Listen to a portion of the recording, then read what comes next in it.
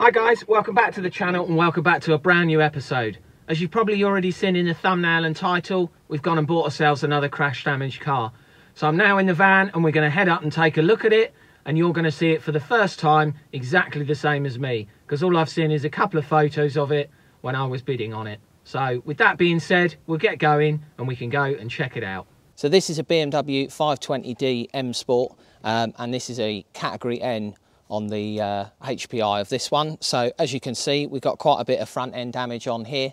The reason I went for this one particular was just because I could see basically all the bits that had been removed, and I was able to see if there was any sort of further damage. So there are pros and cons to this as I'm learning, and I'll share with you along the way. By having the bits that aren't necessarily here, it makes it easy to see whether there's any further damage, as I mentioned, but at the same time, you might not get all the bits with the vehicle. So what we'll do is we'll have a look around the car. I'll show you some bits and pieces on it.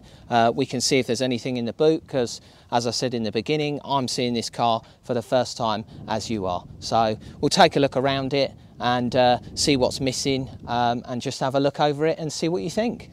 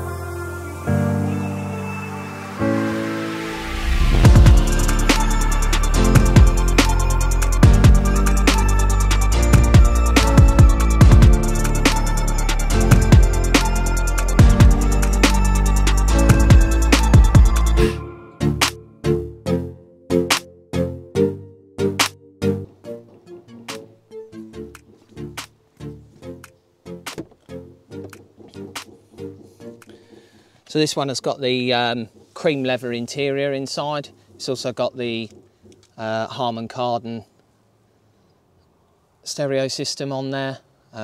Being the M Sport, it's got all the additional trims, bits and pieces and optional extras as well.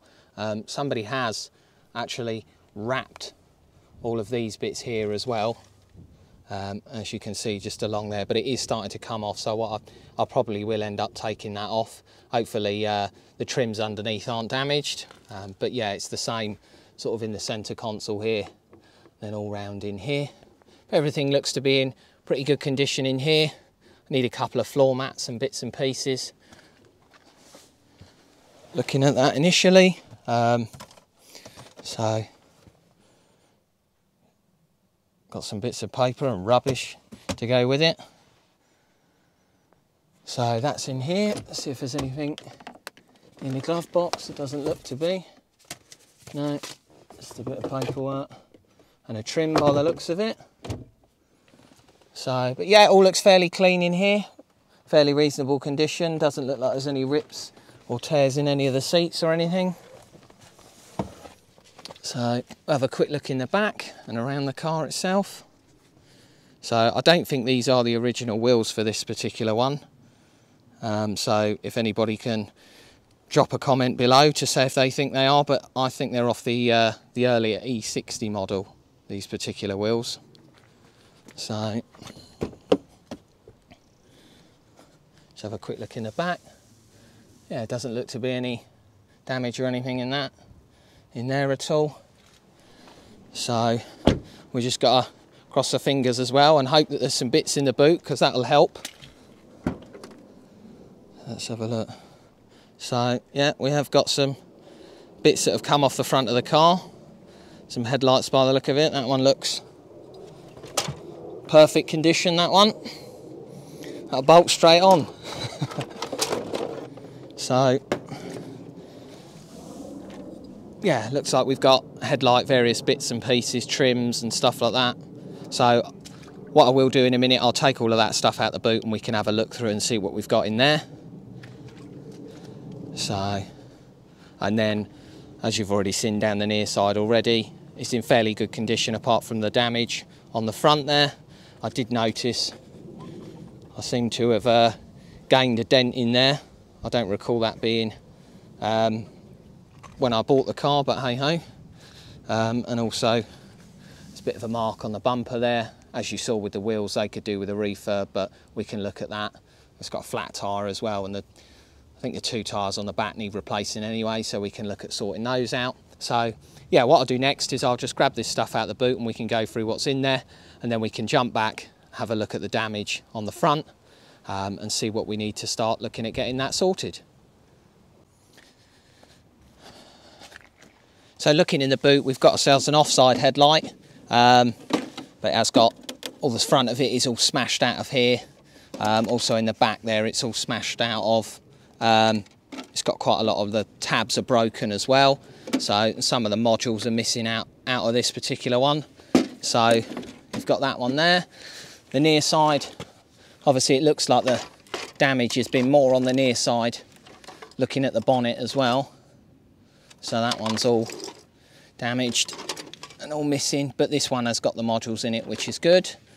We've got the front section here, where this is all broken as well, all damaged. I mean, there is a sensor in there which opens those flaps, which is good, but other than that, that piece is useless. We've got the headlight washer tubing, that's pretty handy. We've just got some other ductings and bits and pieces, a wheel arch liner, that seems to be okay. These couple of trims, this one here and this one here, seem to be all right. And the front rubber that goes over the front bar there, that seems to be okay, but all of this ducting as well here, that's all smashed to pieces, so that won't be any use. But what we have got as well, which is really helpful, we've got a bag full of bolts and bits and pieces, so I'm sure they'll come in handy when putting this thing back together, because when you buy them like this, it is a bit of a jigsaw piece. You have got to work out where the bits and pieces go and what bits and pieces you need. The advantage of buying them with all of the bits on there is you might not be able to see all of the damage, but at the same time, you've got all of the bits and pieces that are there, so you've got the part numbers to be able to look at new bits. And as I say, where the front is missing, clearly I've not got the bumper with all the sensors and bits and pieces like that in there, so that could prove a challenge. It could add up over time with all these bits and pieces if you need a sensor or two, and they're quite costly. It can get, you know, it can snowball quite quickly. So, but yeah, we'll take a closer look at the damage, and then we can look at seeing if we can get it started. It did say in the description that it runs and drives, so we can check that out and take it from there. So looking at the damage here that we've got, I can see that this plastic headlight holder is all beaten up and smashed to pieces. Some of these cross member bits, like this bit here and here, these seem to look all right. This metal trim here seems to be quite bent as well, and I think what that's done is, looking at this here, is taken the water pump out with it. It's got like a little auxiliary water pump that just sits on what looks like a little rubber bushing here. So it's managed to smash that off, so we're going to need to look at getting that. Yeah, we'll need to look at getting that sorted before we try and run it for too long. I will try and start the car just so we can make sure it runs, but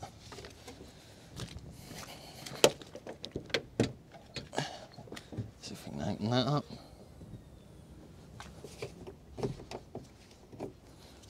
So again, we've got a couple more trims that look to be missing. There's a trim here and we haven't got the one over there. I wonder if there's also maybe a trim that goes along here. There is a little bit of damage on the aircon rad. It doesn't look too bad. It's just sort of pushed some of the fins in slightly, just across here. But we'll check and make sure that that's still holding gas and have a look at that. So yeah, what I'll do now is I'll just check the oil level. As I say, it's not got any water in it. Well, I'm guessing it's not got any water in it with that pump smashed to pieces. So yeah, there's no water in there. So what I'll do is I'll just check the oil quickly and then we can see if we can get it started. But just before I do that, what I'm going to do is just grab the camera and show you a bit closer the damage.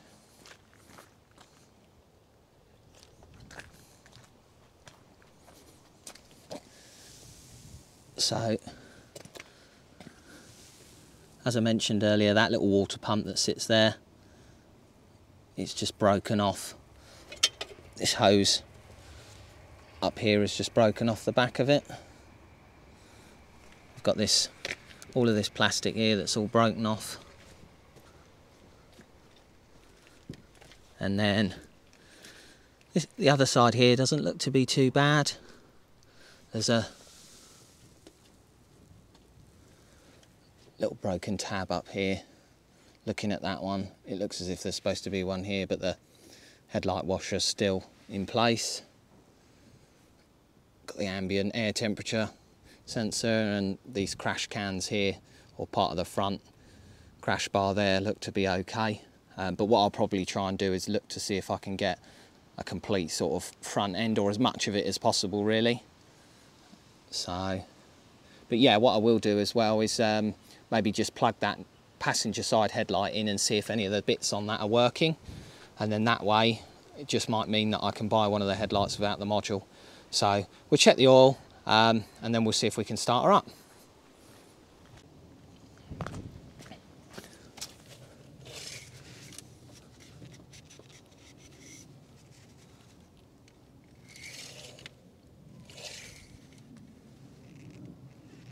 Yeah, so it's got oil in it. It is low, but it has got oil in it. So it'd be enough to just start it up and just make sure that, as I say, make sure that it does run. So I'll grab the key and we'll give that a go. I think I've got that.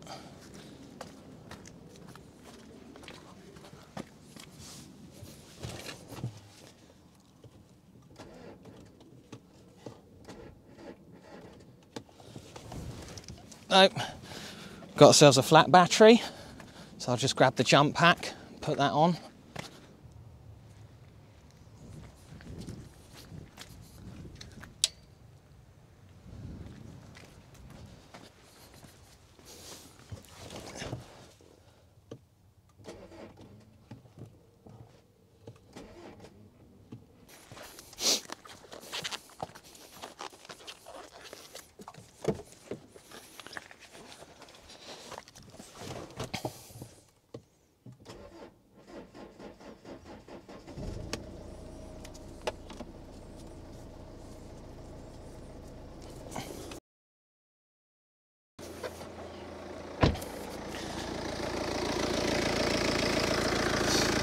So it's alive, sounds pretty good. So I'm not going to run it for too long because, as I say, the water pump's not connected. So I will be looking at changing that.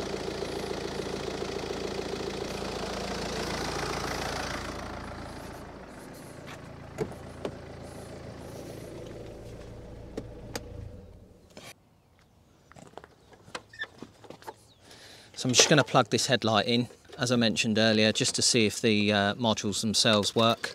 So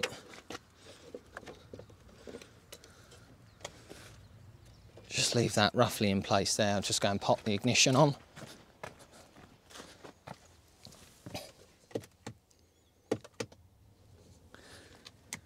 Just pop the headlights on there and see.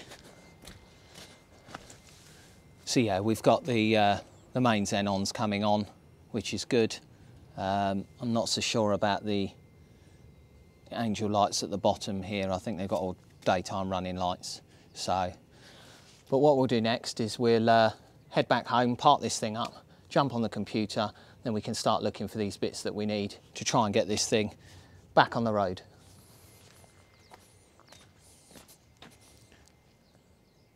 Now it's time to make a start on getting ourselves a parts list of what we're going to need and starting to get some of those parts ordered and underway. What I've done here is I've fired up the laptop, I've got myself a cup of tea, I've got myself a large notepad as well, so I can make plenty of notes and a parts list. So what I generally tend to do, grab myself a parts list of all the bits that I'm going to need. I've taken various photos when I was up at the car. I've made notes of any of the damage that I've seen. I've also made notes of things like the tyres that we saw that were worn, and we've also taken a photo of plenty of the part numbers around the car so that we've got those if we need them. What I like to do as well is just keep an eye on these lists that I make, so then I can look at ticking next to each one of the bits that I've ordered, and then I know that they're underway and I can move on to the next one. I then also like to keep an idea of what they're going to cost, so that, you know, as I mentioned earlier in the video, when you've got plenty of bits missing and you need various sensors and stuff like that, you just need to be mindful that the costs don't sort of run away with you. So keep an eye on those. That's a really handy tool to just make sure that you're, you know, staying within what you think the end product is going to be worth, you know, whether that's to you or whether that's a resale value. You just need to bear that in mind. So what I normally do is I'll have a real good look online at all different websites to see if I can find second-hand options, to also see if I can look at finding like remanufactured or new options. I'll speak to local motor factors, and I'll also have a conversation with the main dealer. I definitely recommend having a chat with your local motor factors or main dealer. It may well be that actually they can get the parts quicker and cheaper than you can do by getting them second-hand. Also, you know, with some of those parts, you'll get a really good manufacturer warranty or a warranty from the motor factor, and they're also OE quality, if not better. What we also need to look at having sourced is some bodywork material, so it may well be that if we can't get the bonnet and bumper in colour, that we're going to need to look at prepping and painting those. You know, that's what I'm looking to do with regards to the channel, is that hopefully I can challenge myself. Bodywork isn't something that I've done much of in the past, so it'll be a case of learning as I go, you know, hopefully learning some new tricks and being able to share some tips and bits and pieces with people. I'm not saying we're going to get it right every time, but it will be something that we can learn from. And if we don't, we can get the help and support along the way to make sure that when we finish the vehicles or when we are doing these repairs, that we're doing them the best that we possibly can. So with that being said, I'm going to get started on getting myself some of these bits on order, and then hopefully in the next episode we can look at making a start on getting the car somewhat back together. So I'd just like to say thank you for watching. Don't forget to hit the like button, subscribe to the channel, and we'll see you on the next one.